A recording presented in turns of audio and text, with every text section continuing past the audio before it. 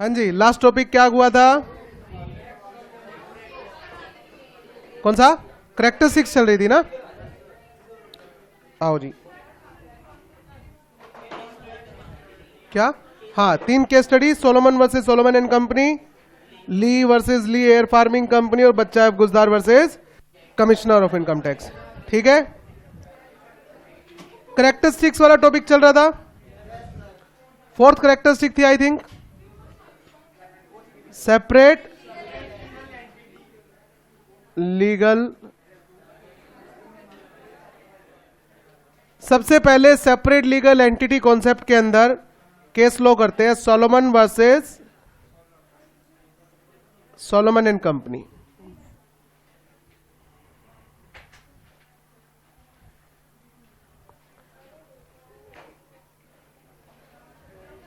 Mister Solomon जो थे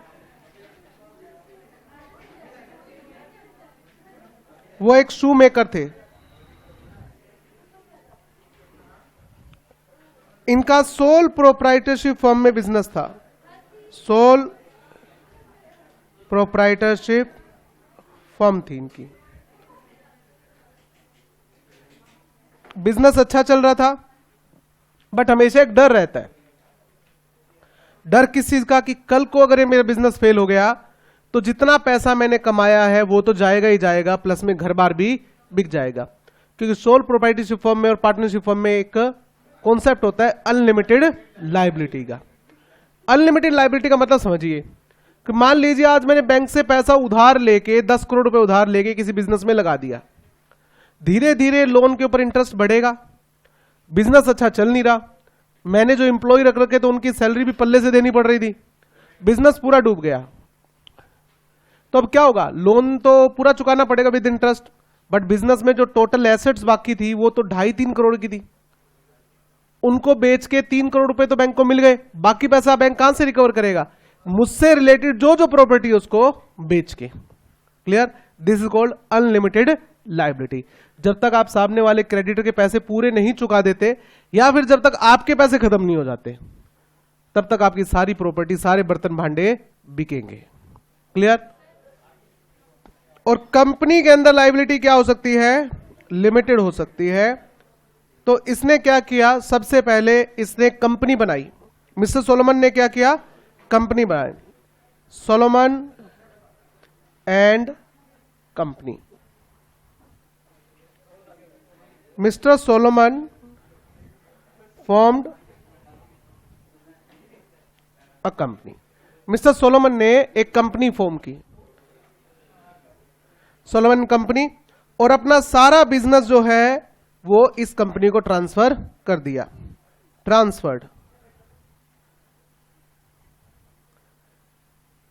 entire business to company.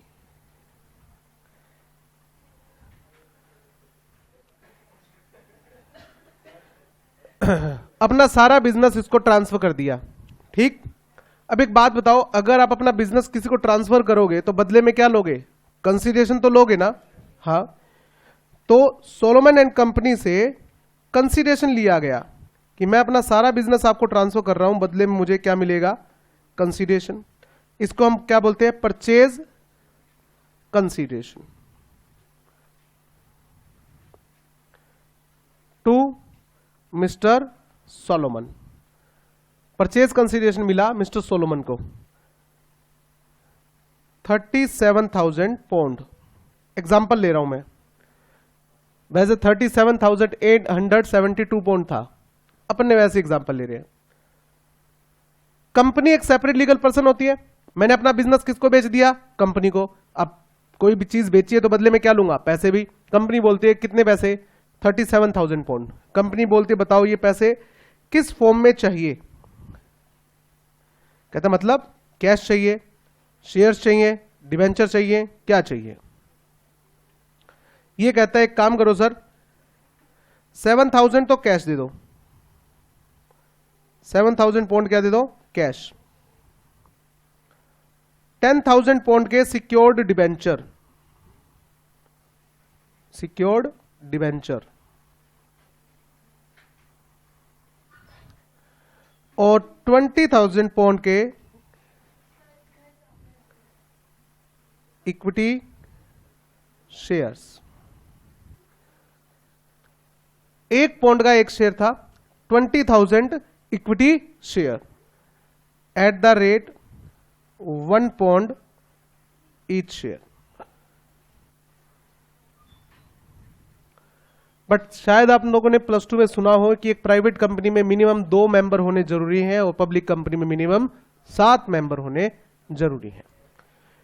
तो इसने कहा भाई साहब मिनिमम 7 मेंबर तो होने चाहिए कंपनी के अंदर।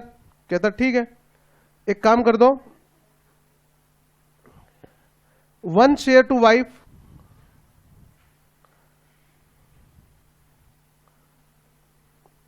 एक शेयर वाइफ को दे दो,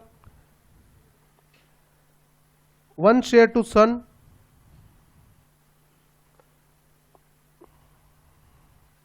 एक लड़के को, 4 लड़कियां थी इसकी, 1 शेयर टू डॉटर, और 4 लड़कियां थी, और बाकी जो शेयर बच गए वो खुद होल्ड कर लिए।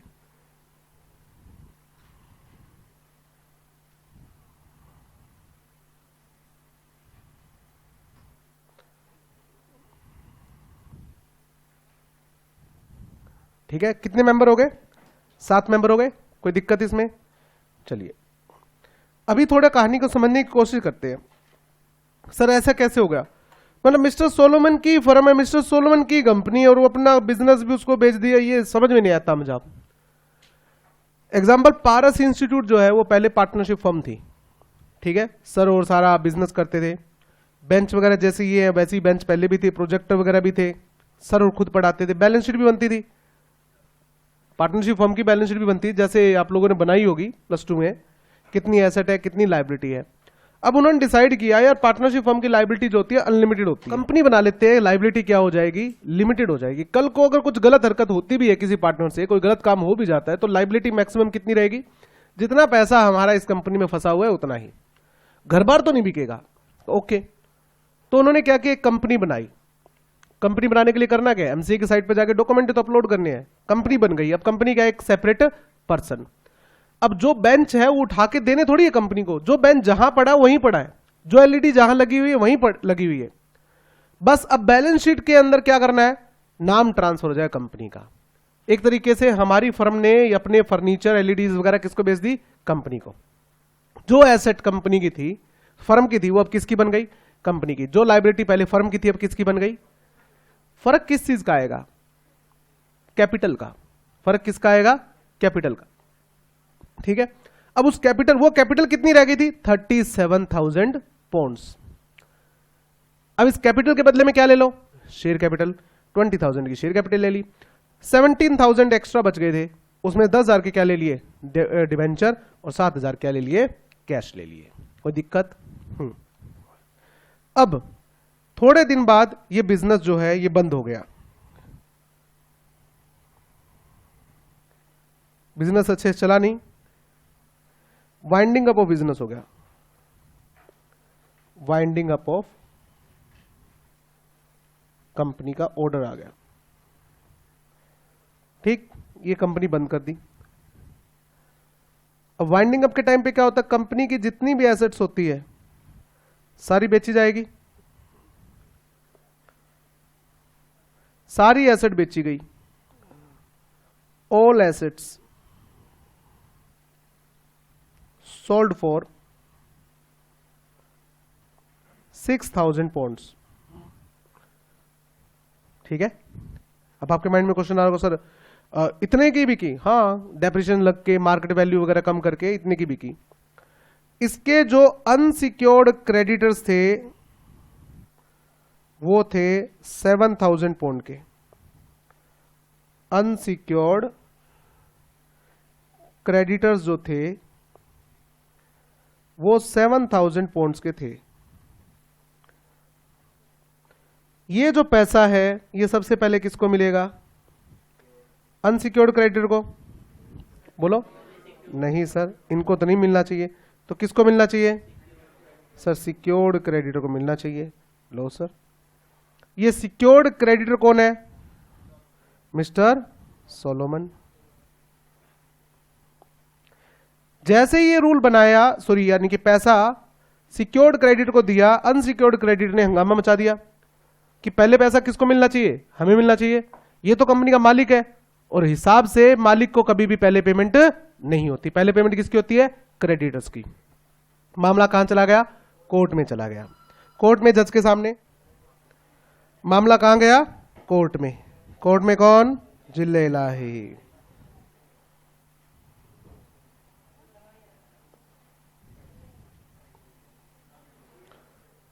ठीक है।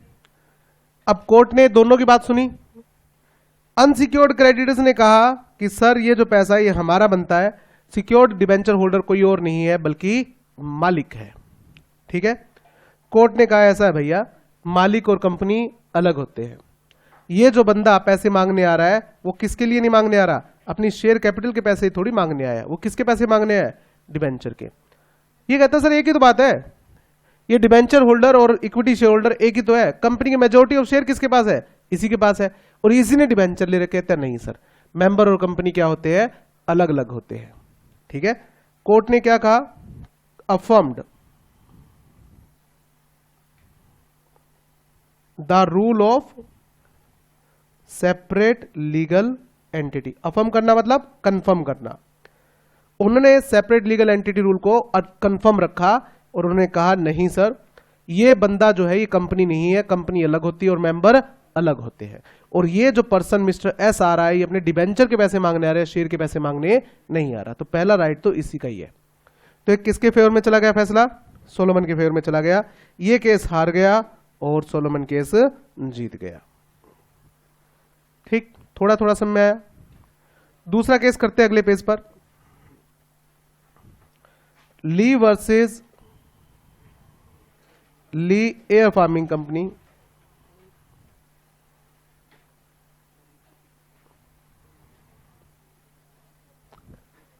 ली versus Lee air farming company. ये मिस्टर ली है।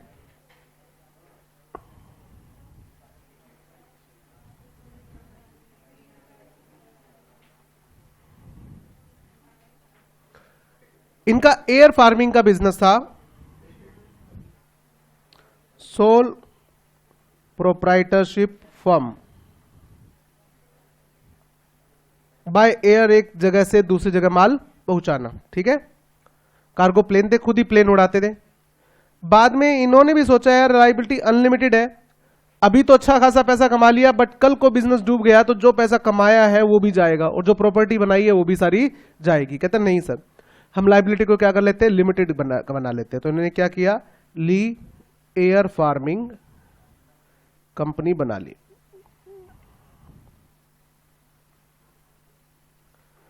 और इस कंपनी का मेजर शेयर होल्डर खुद बन गया। मेजर शेयर होल्डर का मतलब समझ गए? ज्यादातर शेयर इसके पास आ गए। ऑब्वियस सी बात है, बिजनेस दिया तो पैसे भी तो लूंगा ना, शेयर ले लिए। मेजर शेयर होल्डर कौन थे? मिस्टर ली।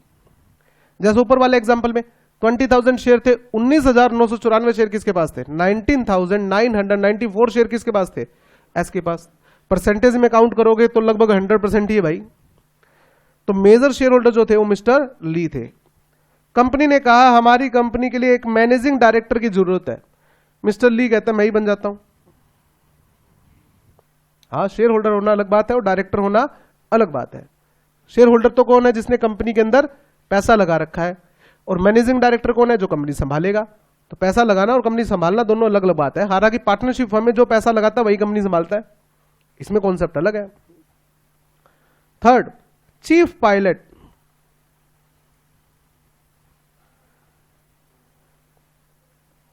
हमारी कंपनी के चीफ पायलट कौन बनेगा? इसने कहा मैं ही बन जाता हूं। ठीक है, चीफ पायलट मिस्टर ली बन गए। कंपनी के एमडी होने के नाते इन्होंने एक इंश्योरेंस कंपनी को बुलाया। कंपनी की तरफ से कॉन्ट्रैक्ट कौन करेगा? एमडी करेगा। कंपनी का एमडी होने के नाते इसने एक इंश्योरेंस कंपनी को बुलाया और इंश्योरेंस कंपनी के साथ में एक कॉन्ट्रैक्ट किया,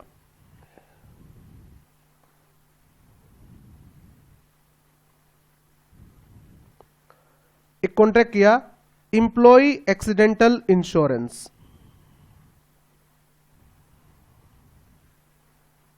एम्प्लॉय एक्सीडेंटल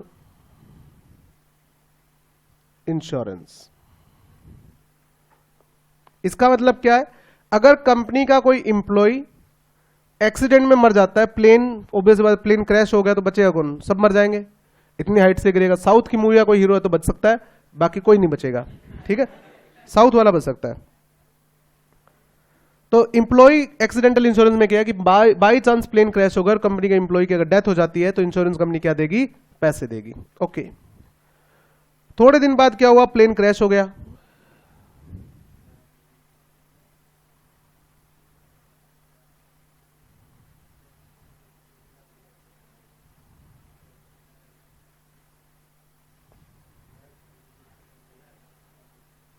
थोड़े दिन बाद कंपनी का जो प्लेन था वो क्रैश हो गया।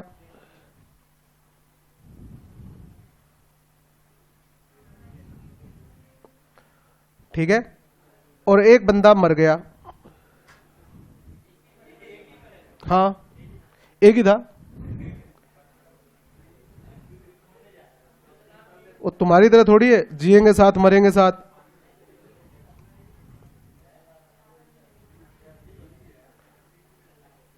और जो बंदा मरा वो कौन? ली।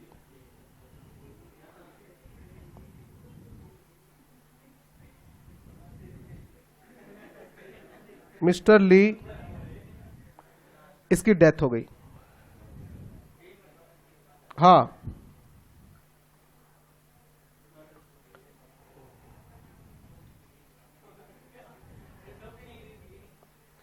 टोपी क्या लगा दी होगी बाद में।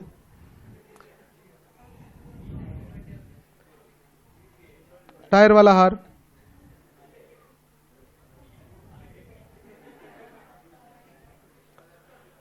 ठीक है, इसकी बीवी दहाड़े मार मार के रोई।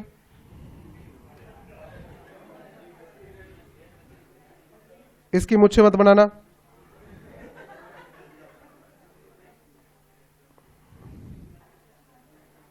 फिर किसी ने कहा कि रो मत, इसका क्या था? इंश्योरेंस था।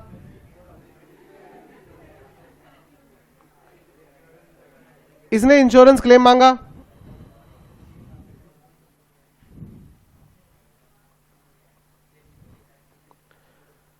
इंश्योरेंस कंपनी ने क्लेम देने से मना कर दिया, यह कहते हुए कि जो बंदा मरा है वो इंप्लॉय नहीं है।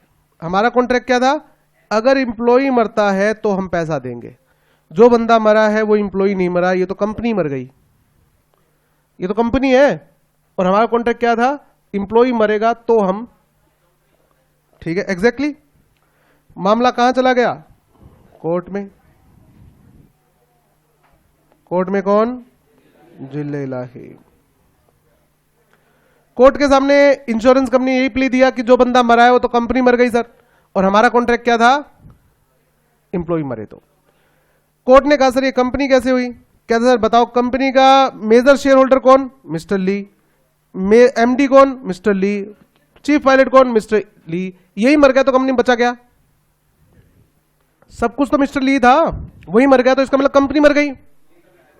कोर्ट ने कहा नहीं, कंपनी एक आर्टिफिशियल पर्सन है, वो ऐसे नहीं मरती।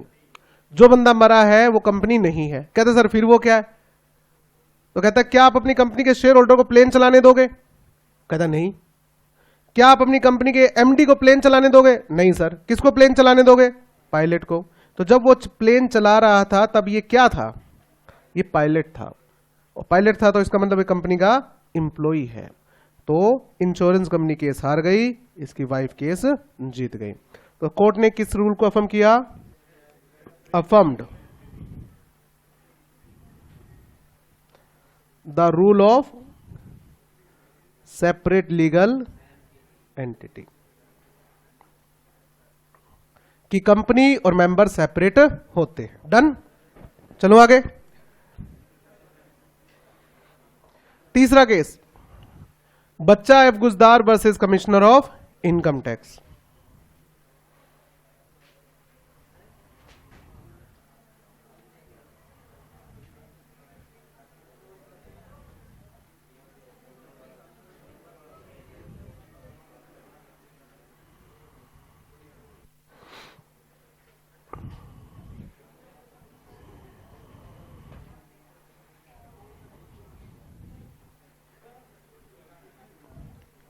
मिस्टर बी, मिस्टर बच्चा जो है, मिस्टर बी एक एबीसी लिमिटेड कंपनी, एग्जांपल ले रहे हैं नाम का, ये एक एग्रीकल्चर कंपनी है सर, एग्रीकल्चर बिजनेस में इन्वॉल्व है, ठीक है। और इस कंपनी के मेजर शेयर होल्डर जो है वो मिस्टर बी है।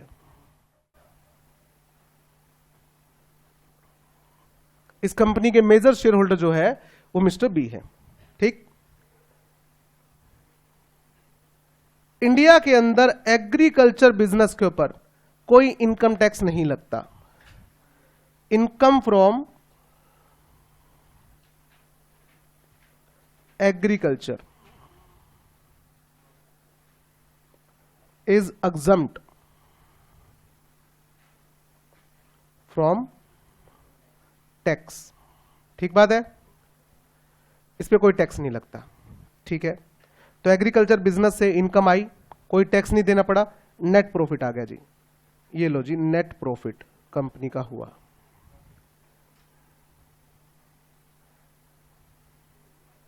नेट प्रॉफिट हो गया। अब कंपनी ने इस नेट प्रॉफिट से क्या किया, डिविडेंड डिस्ट्रीब्यूशन किया।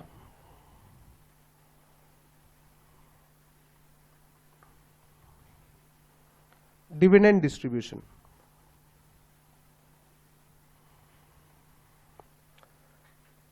अब ये डिविडेंड आपके लिए, मिस्टर बी के लिए क्या हो गई, इनकम हो गई। मिस्टर बी ने कोई इनकम टैक्स नहीं पे किया। इनकम टैक्स क्या पे करना था, रिटर्न ही नहीं भरी, income tax return.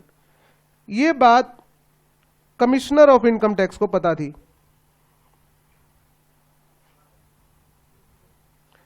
Commissioner of income tax CIT, इन्होंने मिस्टर बी को नोटिस भेज दिया कि हमारे पास में प्रूफ है कि आपको इनकम हुई है और आप फिर भी टैक्स नहीं दे रहे। इसने कहा मुझे तो कोई इनकम हुई नहीं। कहता आपको इतने लाख की इनकम हुई है। कहता सर ये तो कंपनी से डिविडेंड मिला है। कहता हाँ डिविडेंड मिला है तो आप उसके ऊपर टैक्स तो दोगे। कहता सर एग्रीकल्चर इनकम जो होती है वो क्या होती है, एग्जम्प्ट होती है टैक्स से, उसके ऊपर तो इनकम टैक्स देना ही नहीं होता। सही बात है। तो मिस्टर सीआईटी कहते हैं कि सर ऐसा है, ये एग्रीकल्चर इनकम किसके लिए है, कंपनी के लिए। आपके लिए कौन सी इनकम है, फाइनेंशियल इनकम। आपने क्या किया है, इन्वेस्टमेंट कर रखी है या फाइनेंस कर रखा है किसी को, और बदले में आपको क्या मिल रही है, रिटर्न मिल रही है। आपके लिए तो इन्वेस्टमेंट इनकम है, कहीं पर पैसा इन्वेस्ट करोगे बदले में रिटर्न आएगी, तो इनकम पे टैक्स तो देना पड़ेगा। मामला कहां पहुंच गया, कोर्ट में। यहां पर लिख देते हैं नोटिस फॉर टैक्स।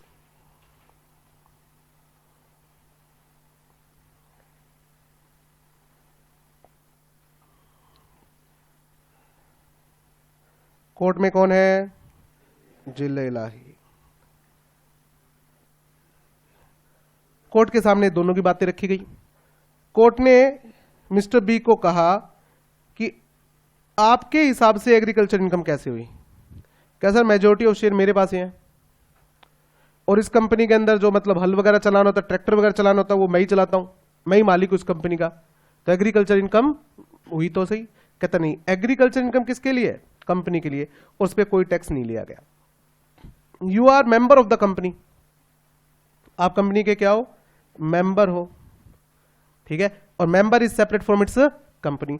आपको जो डिविडेंड डिस्ट्रीब्यूशन से इनकम आई है वो एग्रीकल्चर इनकम नहीं है, कौन सी इनकम है, इन्वेस्टमेंट इनकम। इसके ऊपर तो आपको टैक्स देना पड़ेगा। तो ये बंदा केस हार गया और सीआईटी केस जीत गया। तो कोर्ट ने वापस से क्या रूल अफर्म किया, हाँ, affirmed the rule of separate legal entity. Company अलग है, मेंबर अलग है भाई। कंपनी के लिए एग्रीकल्चर इनकम है, उसको हमने एग्जाम्प्ट कर दिया। आपके लिए तो क्या इनकम है, इन्वेस्टमेंट इनकम आपके लिए थोड़ी एग्जाम्प्ट है। क्लियर? लो जी, ये 3 केस कल हमने सुने थे। चले आगे, चलिए। नोट नहीं किया तो बता देना। 5th पॉइंट पे आ जाते हैं जी। 5th पॉइंट पे आ जाइए। कौन कौन से पॉइंट हो गए थे? सबसे पहला पॉइंट था इनकॉर्पोरेटेड एसोसिएशन, दूसरा आर्टिफिशियल इंटेलिजेंस, तीसरा परपेचुअल सक्सेशन और चौथा 5वां आ जाते हैं जी separation of ownership and management.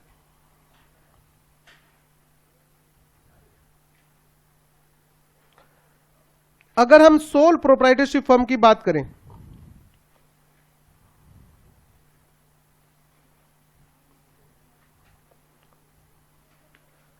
तो ओनर कौन होता है? Sole proprietor. और अगर हम मैनेजमेंट की बात करें तो उस बिजनेस को मैनेज कौन करेगा? ऑब्वियसली बात है, वही करेगा सर, पैसे मेरे लगे हुए, मैं ही मैनेज करूंगा। अगर हम पार्टनरशिप फर्म की बात करें तो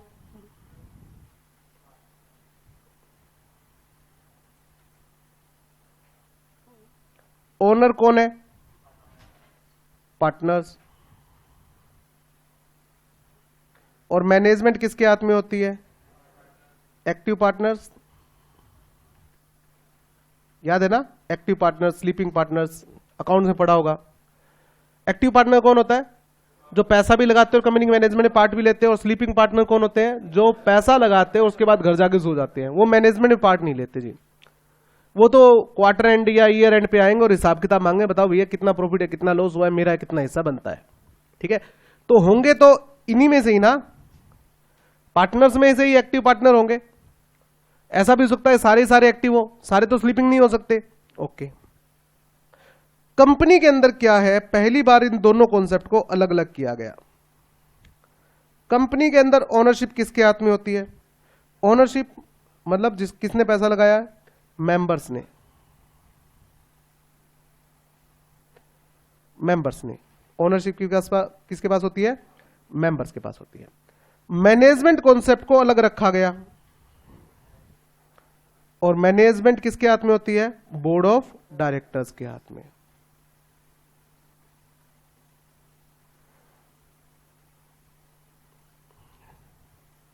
बीओडीज, बोर्ड ऑफ डायरेक्टर। बोर्ड का मतलब क्या होता है? ग्रुप। अगर मैं बोलूं डायरेक्टर या बोलूं बोर्ड ऑफ डायरेक्टर, क्या इन दोनों में फर्क है? हां sir. If I am saying director तो इसका मतलब मैं किसी इंडिविजुअल बंदे की बात कर रहा हूं। ठीक है, अगर मैं बोल रहा हूं बोर्ड ऑफ डायरेक्टर, इसका मतलब सभी डायरेक्टर की बात कर रहा हूं।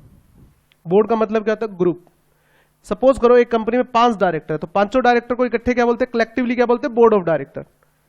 और मान लो 5 डायरेक्टर कौन है? A B C D E. ए कौन है? डायरेक्टर। बी कौन है? डायरेक्टर। सी कौन है? डायरेक्टर। डी कौन है? डायरेक्टर। ई कौन है? डायरेक्टर। पांचों क्या है? Board of director. तो कंपनी की मैनेजमेंट किसी डायरेक्टर के हाथ में होती है? बोर्ड ऑफ डायरेक्टर के हाथ में? बोर्ड ऑफ डायरेक्टर के हाथ में। सर, अकेला डायरेक्टर कभी कंपनी नहीं चला सकता। कंपनी में जो भी डिसीजन लिया जाएगा तो बोर्ड ऑफ डायरेक्टर क्या करते हैं? आपस में मीटिंग करते हैं। पांचों डायरेक्टर, सपोज करो 5 डायरेक्टर, तो पांचों डायरेक्टर आपस में क्या करेंगे? मीटिंग करेंगे, अपने अपने व्यू रखेंगे और उसके बाद वोटिंग होती है कि ये काम किया जाए या ये काम ना किया जाए। ठीक है, जो मेजोरिटी कहेगी वो होगा। मान लीजिए 5 में से 3 डायरेक्टर ने कह दिया कि हाँ ये काम करना चाहिए, तो काम होगा। 5 में से अगर 3 ने मना कर दिया कि काम नहीं होना चाहिए, तो नहीं होगा। क्लियर? मिनिमम डायरेक्टर कितने होने चाहिए बताओ? Minimum directors in case of private company minimum 2 और in case of public company minimum 3। ठीक है, कोई दिक्कत इसमें? माइंड में क्वेश्चन आ रहा होगा, सर मान लीजिए एक पब्लिक कंपनी है, उसमें 4 डायरेक्टर है, 2 ने यस कह दिया, 2 ने नो कह दिया, तो क्या होगा? ठीक है, थोड़ा सा सीए फाइनल में समझ में आएगा ये तो, बट बता देता हूं कि इस केस में क्या होता है? कास्टिंग वोट होता है। कास्टिंग वोट होता है एक्स्ट्रा वोट। हर मीटिंग का एक चेयरमैन होता है। हर मीटिंग का क्या होगा? एक चेयरमैन। तो जैसे बोर्ड ऑफ डायरेक्टर की मीटिंग होगी तो उसमें एक चेयरमैन होगा मीटिंग का। In case of equality of vote, chairman क्या करता है? अपना एक एक्स्ट्रा वोट यूज करता है, और अगर उसने यस कह दिया तो वो रेजोल्यूशन पास हो गया, और उसने नो कह दिया तो वो रेजोल्यूशन फेल हो गया। पॉइंट समझ में आ गया? तो कंफ्यूजन रहनी नहीं चाहिए कि सर इक्वालिटी होगी तो क्या होगा। ठीक, बाकी इसके बारे में डिटेल में हम सीए फाइनल में बात कर लेंगे, अगर पहुंचे तो। पहुंच जाओगे पहुंच जाओगे, मैं अभी थोड़ी पहुंच जाओगे डायरेक्ट यार, अभी तो इंटर है, इनकी तो बात करने दो, इनका तो पढ़ने दो आराम से। ये पॉइंट क्लियर? तो पहली बार ऐसा हुआ कि मेंबर अलग है और बोर्ड ऑफ डायरेक्टर अलग है। क्या सर आप ये कह रहे हो कि जो कंपनी का मेंबर होगा वो डायरेक्टर नहीं बन सकता? मैं ऐसा बिल्कुल भी नहीं कह रहा। मैं ये कह रहा हूं कि अगर आपको कंपनी के मैनेजमेंट में आना है तो आपको बोर्ड ऑफ डायरेक्टर में एज डायरेक्टर अपॉइंट होना पड़ेगा। तो अगर आप कंपनी के मेंबर हो तो आप डायरेक्टर अपॉइंट हो सकते हो, बट ऐसा जरूरी नहीं है कि कंपनी का डायरेक्टर कंपनी का मेंबर ही हो, ये कोई रूल नहीं है जी। ठीक है?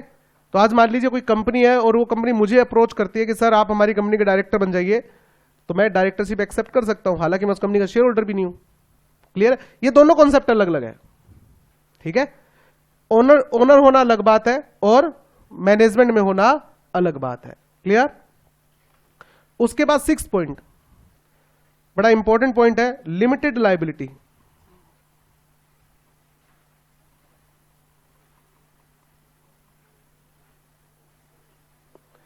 इंपॉर्टेंट पॉइंट है।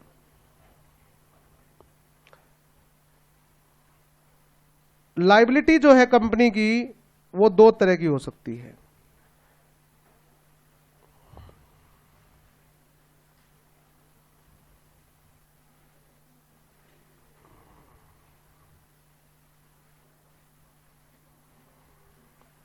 लायबिलिटी ऑफ कंपनी जो है वो दो तरह की हो सकती है, लिमिटेड लायबिलिटी, हाँ, एंड अनलिमिटेड लायबिलिटी।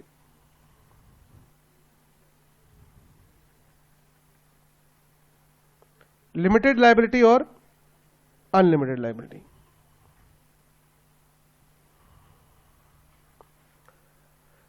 सर हमने तो हमेशा यही सुना था कि कंपनी की लायबिलिटी लिमिटेड ही होती है।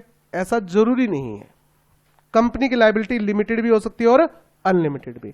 जब आप कंपनी बनाओगे तो आपसे पूछा जाएगा कि आप अपनी कंपनी की लायबिलिटी क्या रखना चाहते हो, लिमिटेड या अनलिमिटेड। अगर आपके पास चॉइस हो कि आप अपनी लायबिलिटी लिमिटेड रख सकते हो या अनलिमिटेड रख सकते हो, तो बताओ आप क्या रखोगे? लिमिटेड रखेंगे सर। अनलिमिटेड में तो घर बार भी बिक जाएगा।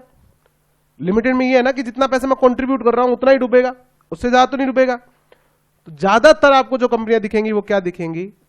लिमिटेड लायबिलिटी वाली। बट कंपनी एक्ट ने कहीं मना नहीं कर रखा कि आप अनलिमिटेड लायबिलिटी वाली कंपनी नहीं बना सकते। क्लियर? लिमिटेड लायबिलिटी 3 तरीके से हो सकती है। अगर आप अपनी लायबिलिटी को लिमिटेड करना चाहते हो तो इसके 3 तरीके हैं। ठीक है? पहला तरीका जो सबसे कॉमन है, जो सबसे ज्यादा देखा जाता है, limited liability by shares. Limited liability by share, इसका मतलब क्या है? लो जी समझो।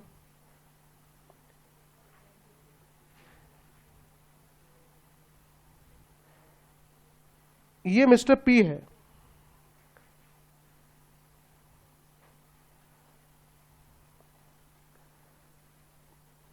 इनके पास पैसे हैं और ये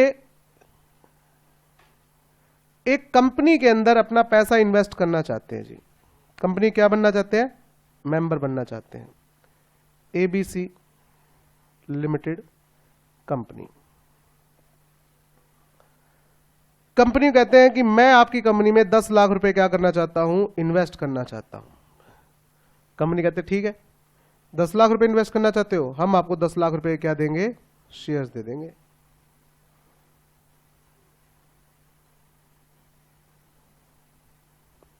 शेयर सर्टिफिकेट। इस शेयर सर्टिफिकेट पर लिखा हुआ है फेस वैल्यू ₹10 लाख और पेड अप वैल्यू और ₹7 लाख। मैंने इसको सर्टिफिकेट दे दिया, इसने कहा सर ये क्या है, मैं तो 10 लाख रुपए लगाना चाहता हूं। क्या सर ठीक है, आप ये मान लो आपके 10 लाख लग गए, ठीक है, अभी कितने दे दो, 7 दे दो। 3 लाख की जब हमें जरूरत होगी हम मांग लेंगे। आपको 10 लगाने हैं ना कंपनी के अंदर। कहता हाँ, आप ये समझो आपके 10 लग गए, ठीक है, 7 अभी ले लेते हैं हम आपसे, 3 की जब हमें जरूरत होगी, ये मतलब पैसा किसका है, ये 3 लाख ये कंपनी का है, जब हमें जरूरत होगी मांग लेंगे आपसे, अभी जरूरत नहीं है। आपको 10 लगाने ना, आप 10 लगाओ। शेयर की फेस वैल्यू कितनी, 10 लाख। पेड अप वैल्यू कितनी है, 7। तो अनपेड वैल्यू कितनी हुई, हाँ ये अनपेड है ना, हम ले लेंगे, कोई दिक्कत इसमें, 3 लाख। अब मान लो कल को ये कंपनी वाइंडिंग अप में चली जाती है, कंपनी चली नहीं, कंपनी का वाइंडिंग अप स्टार्ट हो गया जी, वाइंडिंग अप ऑफ कंपनी।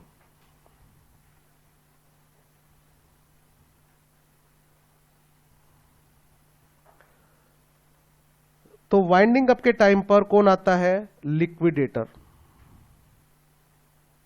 शायद आपने नाम सुना हो, लिक्विडेटर, नहीं सुना, लिक्विडेशन ऑफ कंपनी सुना है, कंपनी को लिक्विडेट करना मतलब वाइंड अप करना। तो जो इस कंपनी को वाइंड अप करेगा, लिक्विडेट करेगा, उसे हम क्या बोलते हैं, लिक्विडेटर। कोर्ट की तरफ से आता है बंदा, कोर्ट का ऑर्डर लेके कि आपकी कंपनी को बंद करने का ऑर्डर आया है। कंपनी कहती है सर बताइए क्या करना है, कोर्ट की तरफ से है, ऑफिसर है, ध्यान रखना, ये नहीं कदम कहा जाब है तो कौन सा बॉन्ड है, चल यहां से, नहीं करते बंद कंपनी बंद, वो कोर्ट की तरफ से ऑर्डर लेके आया है, तो पंगे नहीं करने, अरेस्ट भी करवा देगा। तो क्या माई बाप बताओ, कहता आपकी कंपनी की तिजोरी की चाबी दे दो, जितनी इन्वेस्टमेंट आपके पास है वो सारी की सारी मुझे दे दो, कंपनी की बिल्डिंग वगैरह, प्लांट एंड मशीनरी के जो भी रजिस्ट्री और पेपर है सब मुझे दे दो, इन सबको अब मैं बेचूंगा, और आपकी कंपनी के जितने भी क्रेडिटर्स हैं उनकी लिस्ट दे दो मुझे, किस किस के पैसे चुकाने हैं, उन सबके पैसे मैं दूंगा। सबसे पहले सिक्योर्ड, फिर अनसिक्योर्ड, फिर प्रेफरेंस शेयर होल्डर, अगर कुछ बचा तो इक्विटी शेयर होल्डर, सबकी लिस्ट दे दो आप मुझे, ठीक है। लिस्ट ले ली, सारी प्रॉपर्टी को बेचा गया। प्रॉपर्टी बेचने के बाद टोटल पैसा जो मिला वो मिला 10 करोड़ रुपए, और जो क्रेडिटर्स थे कंपनी के वो थे 20 करोड़ के। पैसा तो कम पड़ गया, अब पैसा और मंगवाना है, ठीक है। अब ये लिक्विडेटर क्या करता है, जो जो कंपनी के शेयर होल्डर्स होते हैं उनसे पैसा मांगेगा। आपकी कंपनी है ना, पैसा दो। लिक्विडेटर आपसे मैक्सिमम कितना पैसा मांग सकता है, unpaid value amount on shares held by you, maximum कितना, 3 लाख, ठीक है। मैक्सिमम कंट्रीब्यूशन,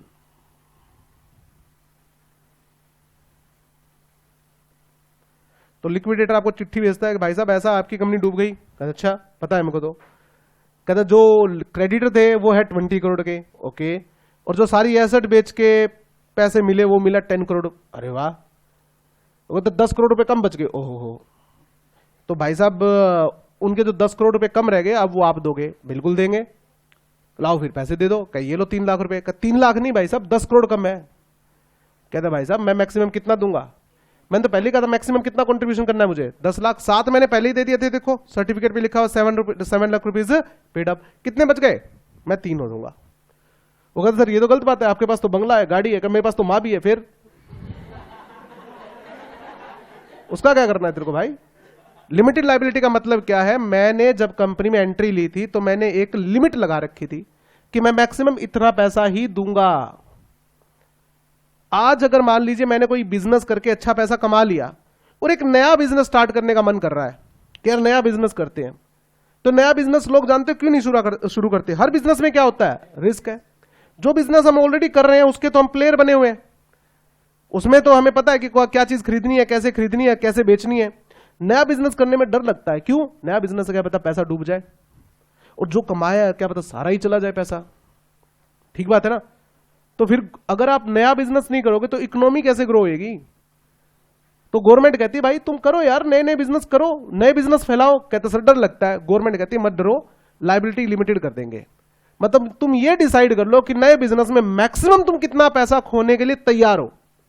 कह सर मैं तो 10 लाख रुपए खोने के लिए तैयार हूं। तो ठीक है ना, 10 के शेयर खरीद दू, उससे ज्यादा 1 रुपया भी तेरे से लिया नहीं जाएगा। हाँ ये ठीक है सर।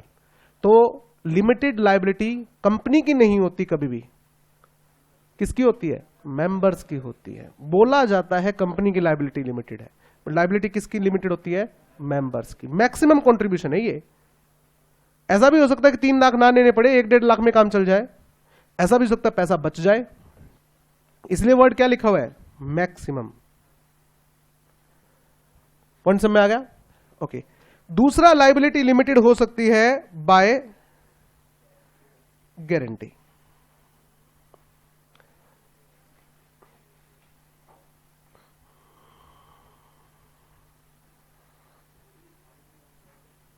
जो कंपनी लिमिटेड बाय गारंटी होती है उसमें शेयर कैपिटल नहीं होती। Company not having share capital.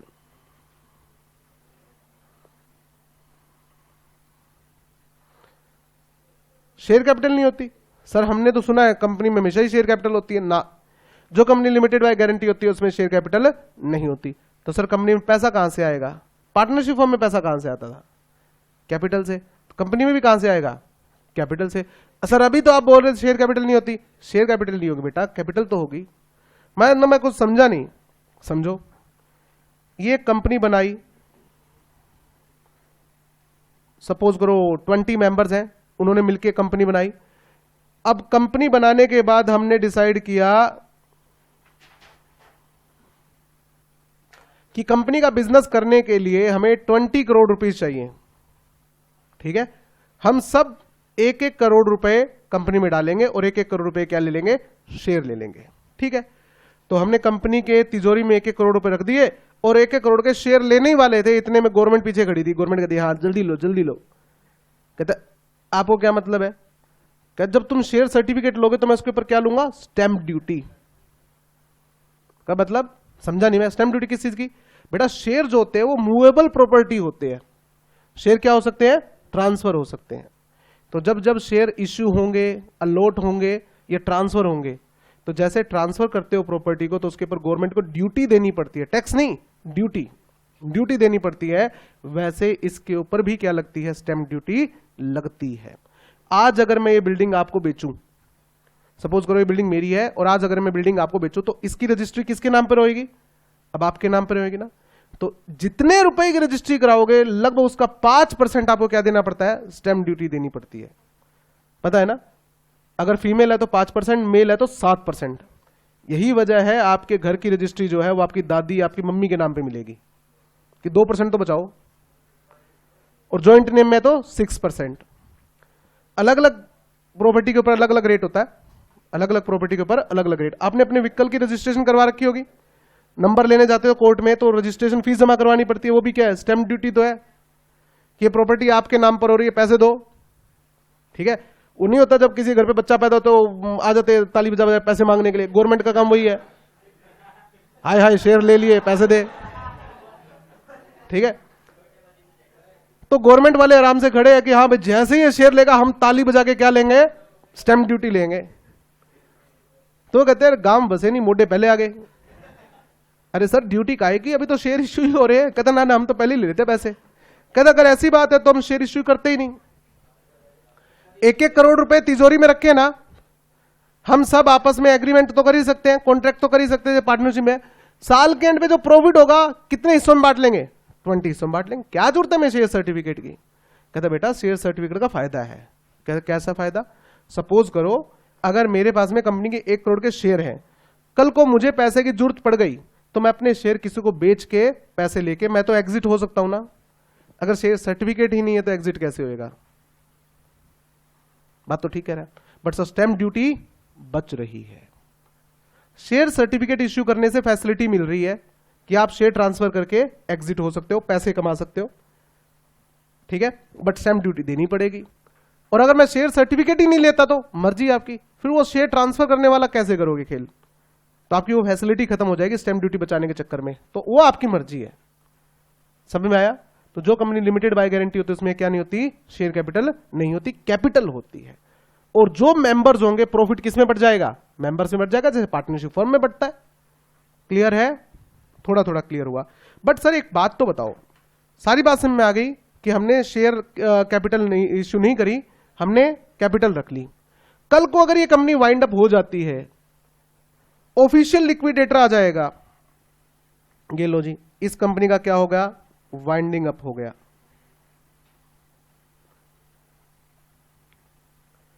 और कौन आया, official receiver liquidator, official liquidator आ गया। इसका काम क्या है, कंपनी की सारी एसेट्स को बेचना और लायबिलिटी को रीपे करना। उस टाइम अगर पैसा कम पड़ गया तो फिर मेंबर्स कितना पैसा देंगे। अगर कंपनी लिमिटेड बाय शेयर है तो ये देखो ऊपर इक्वेशन थी कि आपके शेयर्स पे अनपेड वैल्यू कितनी है, मैक्सिमम आपको इतना कंट्रीब्यूशन देना पड़ेगा। यहां तो शेयर कैपिटल ही नहीं है, तो हमें मैक्सिमम कितना पैसा देना पड़ेगा at the time of winding up, ये नहीं पता लग रहा। तो कहता है कि इस कंपनी के जो मेंबर्स होंगे, इस कंपनी के जो भी मेंबर्स होंगे, उनके पास सर्टिफिकेट तो नहीं होता। क्या इनके पास कोई शेयर सर्टिफिकेट होगा, मेंबर्स, क्या इनके पास कोई शेयर सर्टिफिकेट है? सर नहीं। जो कंपनी लिमिटेड बाय गारंटी होती है उसमें शेयर कैपिटल ही नहीं होती, तो शेयर सर्टिफिकेट कहां से आएगा? तो फिर ऑफिशियल लिक्विडेटर जो है मेंबर से मैक्सिमम कितना पैसा मांग सकता है?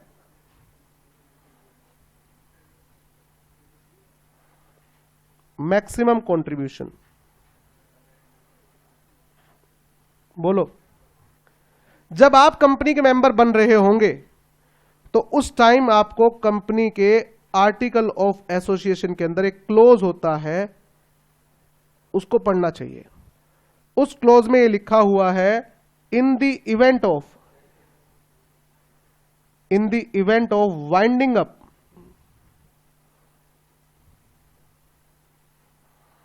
of the company, the maximum contribution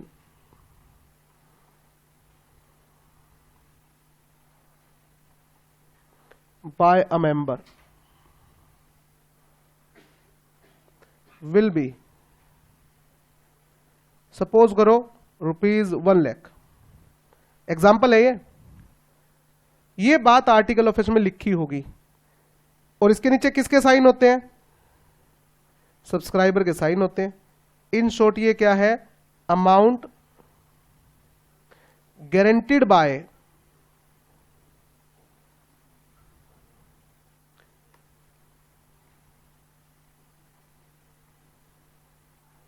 member, maximum contribution इतना होगा। 1 लाख की गारंटी दे रखी है, जो 1 करोड़ रुपया लगा रखा था वो तो गया, वो तो डूब गया। उसके बाद जो शॉर्टफॉल रह रहा है उसमें मैक्सिमम कंट्रीब्यूशन कितना देंगे? जितने की आपने मेंबर बनते हुए गारंटी दी है उतना पैसा आपको देना पड़ेगा जी। ठीक है, ये हमारा मैक्सिमम कंट्रीब्यूशन होगा। इसलिए इसको कहते हैं कंपनी लिमिटेड बाय गारंटी। क्या आपने मेंबर बनते हुए मैक्सिमम गारंटी कितनी दी थी? हाँ जी, आर्टिकल ऑफ सबके लिए बराबर होगा। आप ₹1 लिख दो, बैंक लोन क्यों देगा फिर आपको? ठीक बात है ना? क्या चीज? हाँ, ऐसा हो सकता है कि जिसका जितना भी कैपिटल कंट्रीब्यूशन होगा उसका 10% और देगा, चलेगा। Last, by both, by both मतलब शेयर कैपिटल भी है सर और प्लस में गारंटी भी है। कल को अगर ये कंपनी वाइंड अप में चली जाती है, वाइंडिंग अप में चली जाती है और पैसा कम पड़ जाता है तो हम मैक्सिमम कितना कंट्रीब्यूशन करेंगे? जितनी हमारे पास शेयर्स वैल्यू है उसकी अनपेड वैल्यू, प्लस में गारंटी भी देते हैं आर्टिकल ऑफ में, ऊपर इतना रुपया और भी दे देंगे अगर जरूरत पड़ी तो लिमिटेड बाय बोथ। और जो लिमिटेड होती नहीं उसकी लायबिलिटी क्या है? अनलिमिटेड। Point clear? 6 पॉइंट हो गए। 7वें पॉइंट में आइए, can on properties in its on name. Company can on property in its on name. Company एक नेचुरल पर्सन की तरह है, कंपनी नेचुरल पर्सन नहीं है, नेचुरल पर्सन की तरह है इन दी व्यू ऑफ लॉ की नजर में। तो जिस तरह एक बंदा प्रॉपर्टी खरीद सकता है, बेच सकता है, वैसे ही प्रॉपर्टी खरीदी और बेची जा सकती है एक कंपनी से भी। ठीक है, company can on property in its on name. आज मान लीजिए एक कंपनी को 10 ट्रक की जरूरत है, तो उस ट्रक की आरसी किसके नाम से बनेगी? कंपनी के नाम से बनेगी, कंपनी के डायरेक्टर या शेयर होल्डर के नाम से नहीं बनेगी। कंपनी ने एक बिल्डिंग खरीदी तो उसकी रजिस्ट्री किसके नाम से बनेगी? कंपनी के नाम से बनेगी। कंपनी ने कोई रॉ मटेरियल परचेज किया तो बिल किसके नाम से कटेगा? कंपनी के नाम से कटेगा। क्लियर? इस केस को समझने के लिए एक केस है Macaura versus northern assurance company. Macaura versus northern assurance company.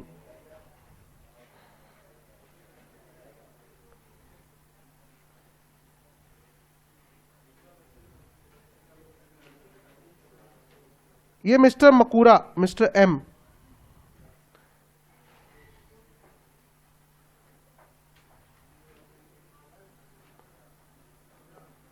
ये कंपनी है ABC limited company.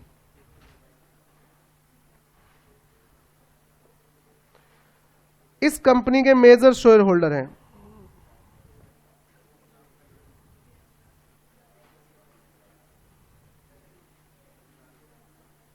Major shareholder बोल देता हूं, ज्यादातर शेयर इस कंपनी के इस पर्सन के पास है, मिस्टर एम के पास है। ठीक है, इस कंपनी का बिजनेस जो है वो लकड़ियों का है, डील्स इन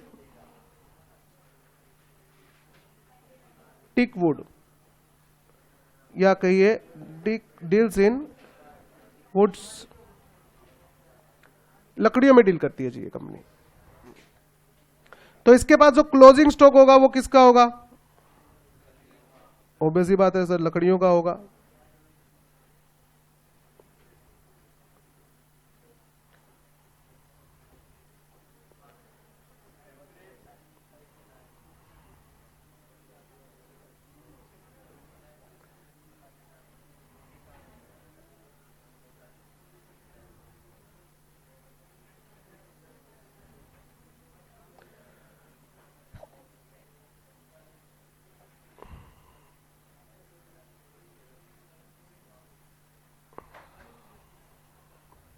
ये है स्टॉक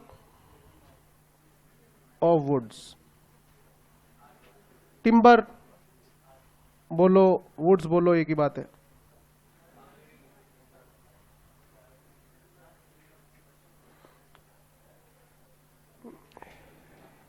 मिस्टर एम ने क्या किया,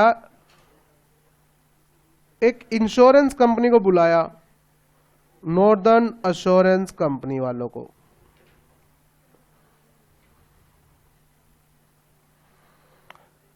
और कहा ये जो लकड़ियां पड़ी हैं इनका फायर इंश्योरेंस करना है।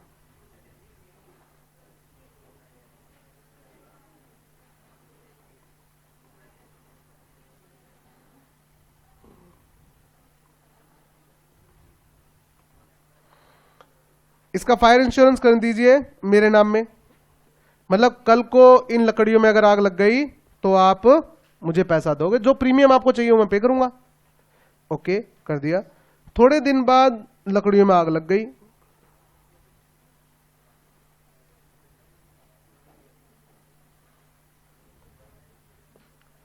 फायर, और नुकसान हो गया। मिस्टर एम ने अपना क्लेम किससे मांगा? इंश्योरेंस कंपनी से।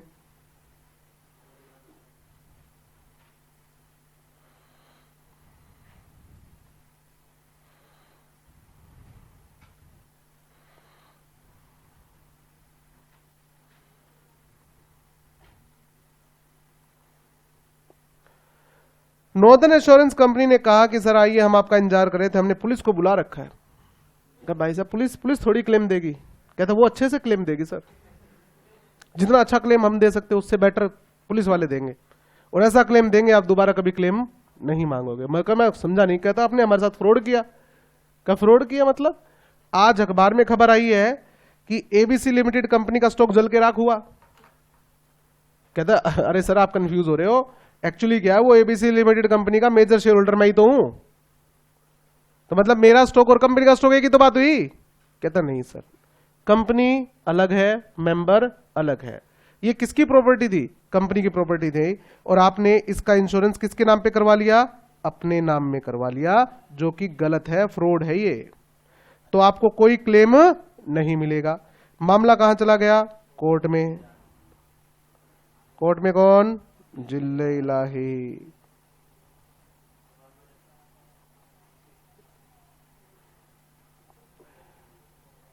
बताओ फैसला किसके फेवर में आना चाहिए?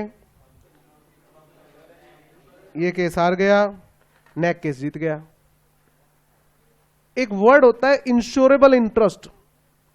आप इंश्योरेंस सिर्फ उसी चीज का करवा सकते हो जो आपकी हो या जिससे आपका नुकसान होता हो। फॉर एग्जांपल ये बिल्डिंग मेरी है तो इसका फायर इंश्योरेंस मैं करवा सकता हूं, ठीक है। ये स्टॉक जब आपका है ही नहीं तो आप इसका इंश्योरेंस कैसे करवा लोगे भाई? क्या आपके व्हीकल का इंश्योरेंस मैं करवा दूं कि इसका व्हीकल कल को चोरी होता है, ठुकता, तो पैसे मुझे दे देना भाई, व्हीकल उसका, तेरे को क्यों पैसे दे दे? सही बात है ना। तो इंश्योरेबल इंटरेस्ट जो होता है वो शेयर होल्डर का नहीं होता कभी भी। कंपनी के नाम में प्रॉपर्टी है तो कंपनी की प्रॉपर्टी है वो, आप उसे अपना क्लेम नहीं कर सकते। जब आप बुक में पढ़ोगे तो आपको पता लगेगा, मान लीजिए मेरे पास में कंपनी के 10% शेयर है, तो क्या इसका मतलब यह नहीं है कि कंपनी की 10% प्रॉपर्टी मेरी हो गई? कहते नहीं, इसका मतलब ऐसा बिल्कुल भी नहीं है। क्या सर मैं कुछ समझा नहीं? क्या सर आप कह रहे हो कंपनी की 10% प्रॉपर्टी आपकी होगी, 10% लाइबिलिटी के बारे में नहीं बोल रहे आप? हाँ, अगर आप कंपनी के 10% के शेयर होल्डर हो तो 10% अगर एसेट आपकी है तो 10% लाइबिलिटी भी तो आपकी है। और पता कैसे लगेगा कि कितनी एसेट है, कितनी लाइबिलिटी है? वाइंडिंग अप के टाइम पे। तो वाइंडिंग अप के टाइम पर जब कंपनी का फाइनल हिसाब किताब हो रहा होगा तो उस टाइम जो प्रॉपर्टी बचती है उसमें 10% आपका है। जब तक कंपनी जीती रहेगी तब तक आपको 1 रुपया भी नहीं मिलेगा। जब तक कंपनी जिंदा है आप कंपनी में से 1% भी क्लेम नहीं कर सकते। ज्यादा से ज्यादा अगर आपको पैसे की जरूरत है, आप अपने शेयर बेच के जाओ, बेच दो इसको, पैसे ले लो उससे, कंपनी से आप पैसा क्लेम नहीं कर सकते। Point clear? तो ये केस भी हो गया। उसके बाद में लास्ट फीचर कितने हो चुके? 7 हो गए ना। Can sue and can be should.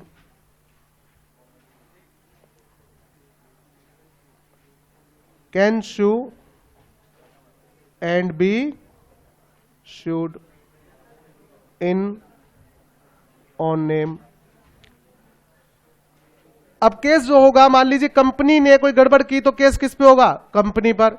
और मान लीजिए कंपनी के साथ किसी ने गड़बड़ की तो उस बंदे पर केस कौन करेगा? ऑब्वियसली बात है, कंपनी के नाम से केस होगा। Last, transferability of share.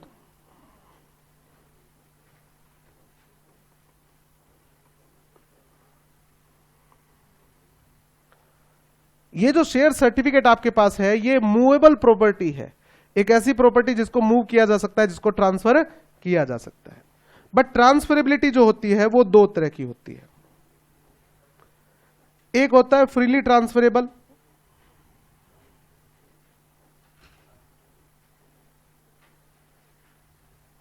और एक होता है रेस्ट्रिक्टिव ट्रांसफरेबिलिटी।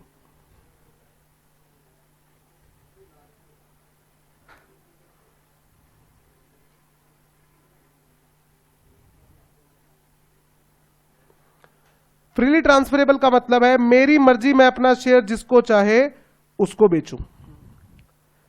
मेरे पास में एक पब्लिक कंपनी के शेयर है, मुझे पैसे की जरूरत है, मैं अपने शेयर किसी भी बंदे को बेच के जा सकता हूं, उसे कहते हैं फ्रीली ट्रांसफरेबल होना। एग्जाम्पल, शेयर्स ऑफ या शेयर्स इन पब्लिक कंपनी। अगर आपके पास किसी पब्लिक कंपनी के शेयर है तो आप उसको किसी भी बंदे को बेच सकते हो, कोई रिस्ट्रिक्शन नहीं है। शेयर बेचो, पैसे लो, फारिग। रिस्ट्रिक्टिव ट्रांसफरेबिलिटी का मतलब क्या है? शेयर तो ट्रांसफर कर सकते हो बट आपकी मर्जी नहीं चलेगी कि जिसको चाहे उसको। मतलब एग्जांपल, प्राइवेट कंपनी। एक प्राइवेट कंपनी में शेयर्स किसको ट्रांसफर हो सकते हैं? अगर मान लीजिए मैं एक प्राइवेट कंपनी का मेंबर हूं, अ मेंबर कैन ट्रांसफर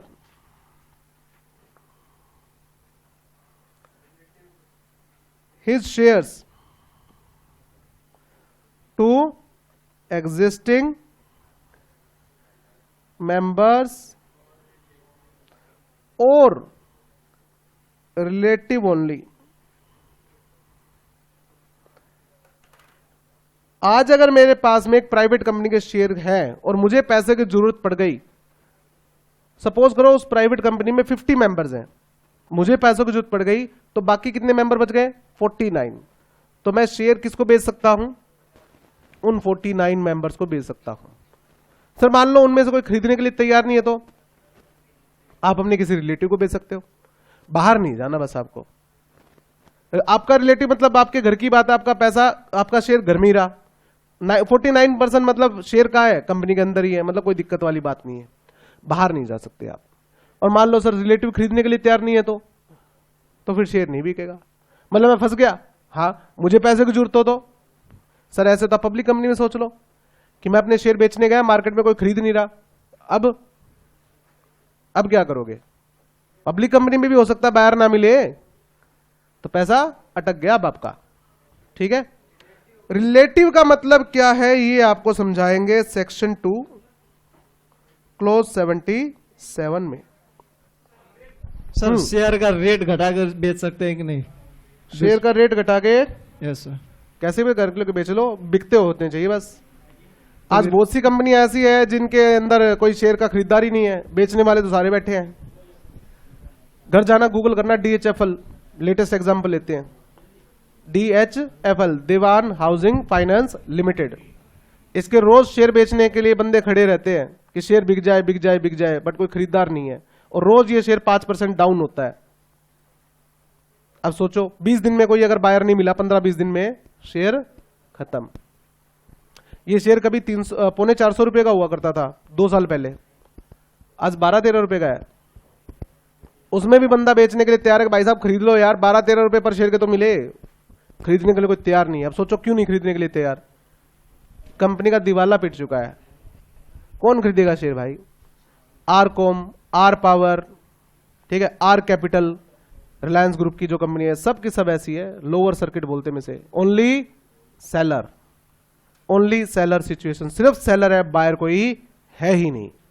तो अब आप कितना भी रेट गिरा लो, बिकेगा ही नहीं। ठीक है, चलो। और सेक्शन 2 क्लोज 77 में डेफिनेशन दे रखी है रिलेटिव की। इन्होंने कहा आप अपने शेयर ट्रांसफर कर सकते हो रिलेटिव को, तो कहते सर कौन से रिलेटिव? कहते हम बताएंगे, कि हमें पता बनियों की लिस्ट थोड़ी ज्यादा ही लंबी होती है। तो कंपनी एक्ट कहता है कि भाई साहब ऐसा हो सकता है आपके अकॉर्डिंग रिलेटिव का मतलब कुछ कॉमन हो। हमारे कंपनी एक्ट में जहां जहां रिलेटिव वर्ड आ गया, इसका मतलब सिर्फ ये बंदे जो हम बताएंगे। Every member of HUF word सुना है कभी? हिंदुस्तान, वाह, हाँ, हिंदू अनडिवाइडेड फैमिली या जॉइंट फैमिली बोल लो यार। अगर आपकी जॉइंट फैमिली है तो जॉइंट फैमिली के जितने भी मेंबर है आपके क्या है? रिलेटिव है। ठीक है, उसके बाद ये आप हो, ठीक है, आपके मदर फादर, ठीक है, आपका लड़का सन, आपकी लड़की डॉटर, आपका भाई ब्रदर, आपकी सिस्टर,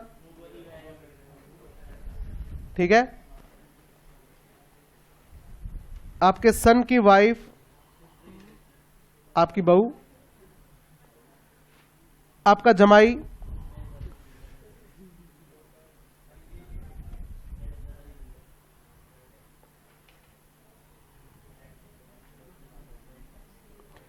अगर आप मेल हो तो आपकी वाइफ, अगर आप फीमेल हो तो आपका हस्बैंड, हालांकि आजकल कानून ने अलाउ किया हुआ हस्बैंड हस्बैंड भी हो सकते हैं, ठीक है। और एक ये एवरी मेंबर ऑफ HUF, ठीक है। इसके अंदर एक रेड लाइन मार्क करूंगा, mother including step mother, father including step father. सौतेली मां भी कवर्ड है और सौतेला बाप भी कवर्ड है, सौतेला भाई सौतेली बहन भी कवर्ड है, ठीक है। सौतेला लड़का भी कवर है, हाँ। स्टेप डॉटर कवर नहीं है, स्टेप डॉटर कवर नहीं है।